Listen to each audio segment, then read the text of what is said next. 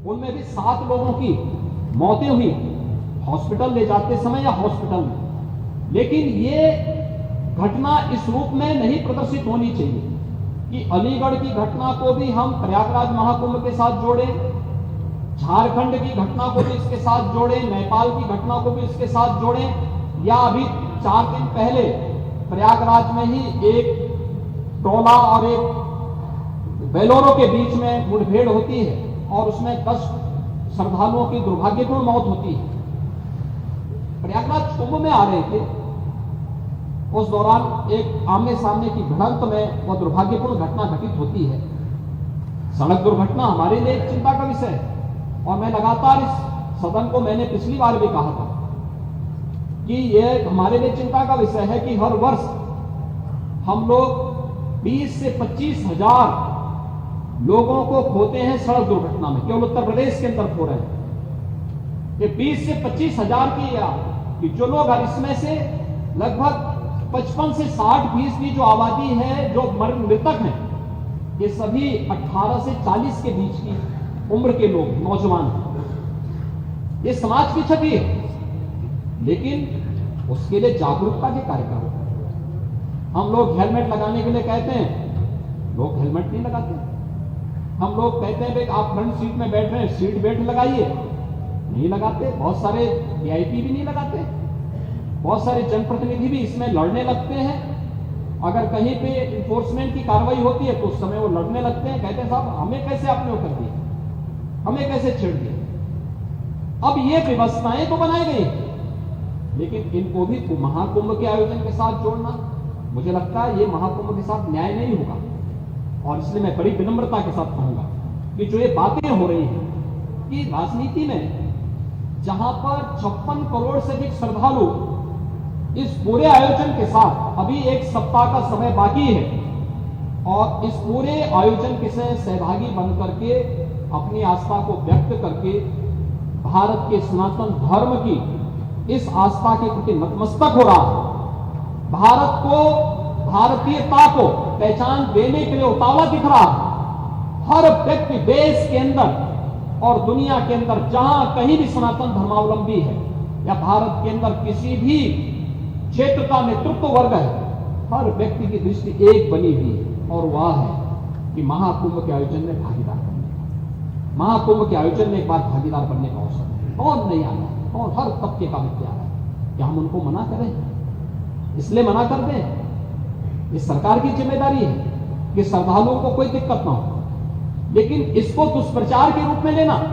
3 बजे जब ये घटना घटित हुई, रेस्क्यू के कार्य और आगे कोई दुर्घटना न हो, तो इसके लिए 3 बजे ब्रह्म मुहूर्त 3 बजे 29 को मैंने स्वयं अखाड़ों से इसके बारे में अनुरोध किया कि आपको कुछ देर के लिए अमृत स्नान स्थगित करना होगा, और इसके लिए हमने अधिकारी भेजे। अधिकारीगण पहले से भी मौजूद थे।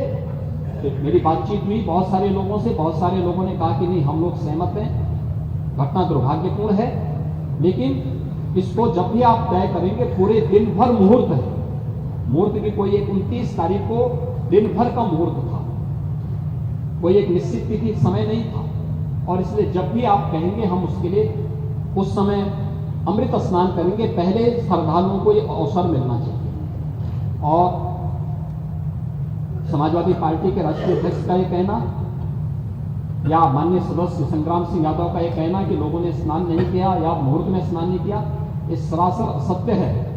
ये मुझे लगता है तथ्यों को झुटलाने जैसी वक्तव्य है। अमृत स्नान हुआ, 6 मुख्य स्नान हुए, 6 स्नान हुए थे, उसमें 3 अमृत स्नान थे। 6 स्नान में पौष पूर्णिमा का 13 जनवरी को हुआ था। पहला अमृत स्नान ये मकर संक्रांति का था। इसके उपरांत मकर संक्रांति के बाद जो दूसरा अमृत स्नान था वह मौनी अमावस्या का था, वह 29 जनवरी को था।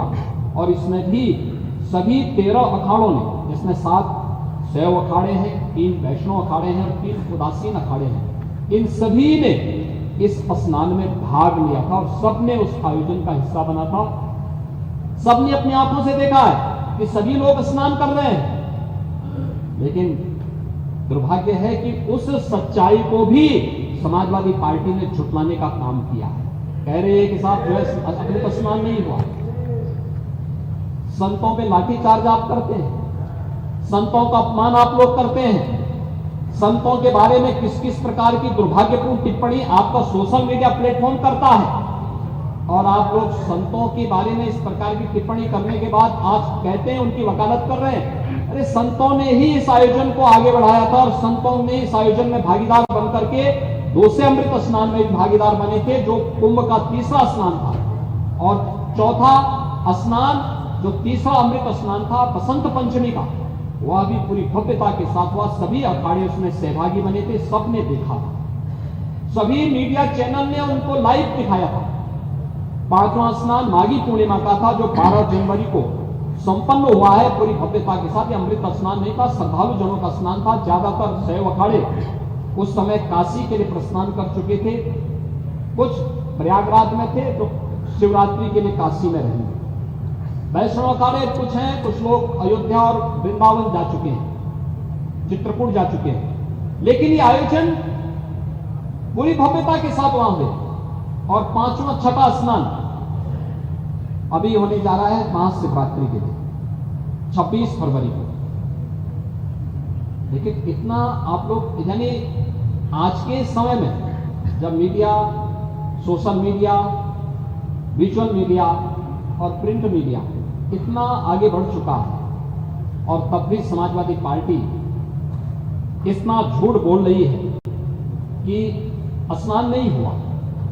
और मेरा कहना है कि महोदय, राजनीति में थोड़ा बहुत प्रहसन चलता है, लेकिन प्रहसन को ही राजनीति बना दिया जाए, ये न्याय नहीं है। और मुझे लगता है कि महाकुंभ, आप प्रश्न खड़ा कर सकते हैं, शासन पर खड़ा करिए, लेकिन महाकुंभ पर प्रश्न मार्क खड़ा मत करिए, आस्था पर प्रश्न मार्क मत खड़ा करिए। और उसके बारे में जो आप इन बातों को कह रहे हैं, पहले आप लोगों ने कहा कि साहब संख्या बढ़ा चढ़ा करके कहीं जा रही है,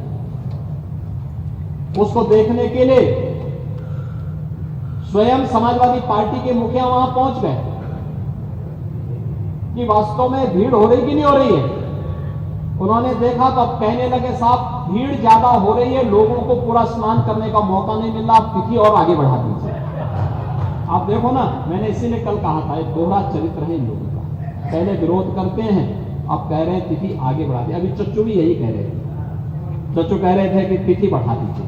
ये तिथि हम नहीं तय करते, ये तिथि नहीं तय, हम नहीं तय करते चच्चू। ये तिथि ये मुहूर्त होता है, जो मैंने पहले भी कहा। आप हो सकता है कि उस स्तर को नहीं प्राप्त करेंगे, बगल में पानी से पूछ लीजिए।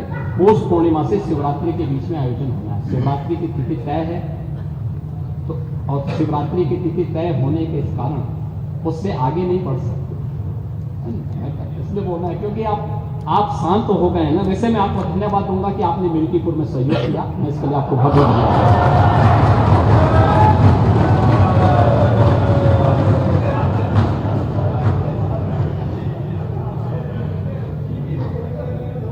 चच्चू बोलूंगा,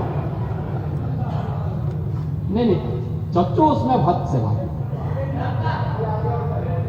आपके यहां भी सहयोग करने वाले हैं वो भी।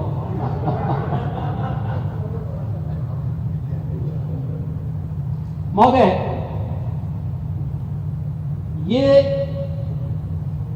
महाकुंभ का आयोजन जो आदरणीय प्रधानमंत्री जी के मार्गदर्शन में, पूज्य संतों के सानिध्य में इतना विराट आयोजन बना है, ये एकात्मता का एक महाकुंभ है। और मैं आपकी परेशानी समझ सकता हूं, जो आपकी विभाजनकारी राजनीति है,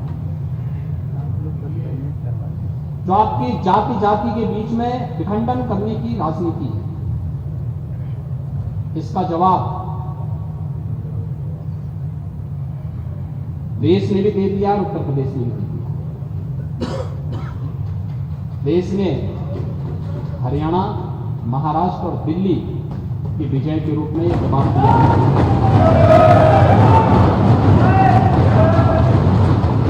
और उत्तर प्रदेश ने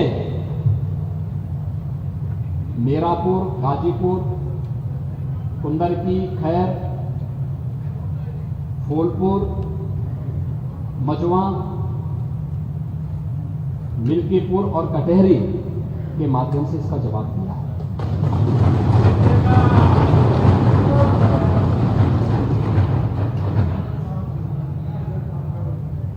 पांडे जी, आपको प्रचार करने से किसने रोका? आप मुझे बताइए, यानी आप करहल जीत जाएं कि आपकी विजय, और अगर भाजपा कुंदरकी और कटहरी जीत रही है तो आप इसको स्वीकार करने को तैयार नहीं, यानी भारत के संवैधानिक व्यवस्था में आपका विश्वास नहीं। आप जनता का उपहास उड़ा रहे हैं, जो जनता जनार्दन वोट देने जा रही है उसका उपहास उड़ा रहे हैं, उसका अपमान कर रहे हैं। ये कहां की शोभा है? यानी ये,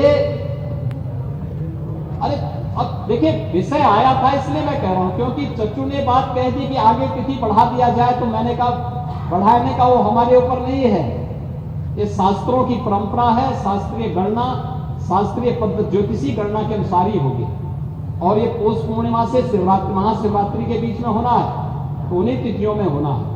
वैसे चच्चू कहीं भी जाके स्नान कर सकते हैं, कोई समस्या नहीं, उनके लिए सुविधा रहेगी, और प्रयागराज में पूरी सुविधा हम लोग देंगे महोदय। लेकिन एकात्मता का संदेश देने वाला महाकुंभ, पूरे आयोजन को हम लोगों ने उस रूप में जोड़ा, और जो यहां पर चर्चा हो रही है, एक भाव देखने को मिला है, एकात्मता का भाव। उस एकात्मता के भाव ने तो हम सबको और दुनिया को जरूर इस एकता के उस सूत्र में जोड़ने का कार्य तो किया।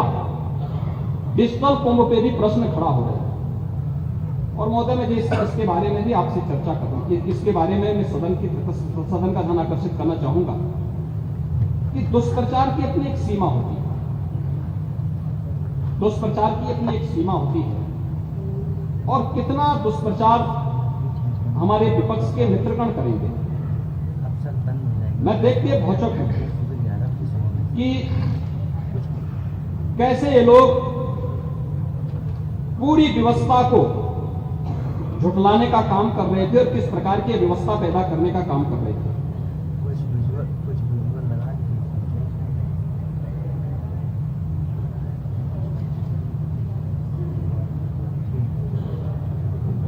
इसमें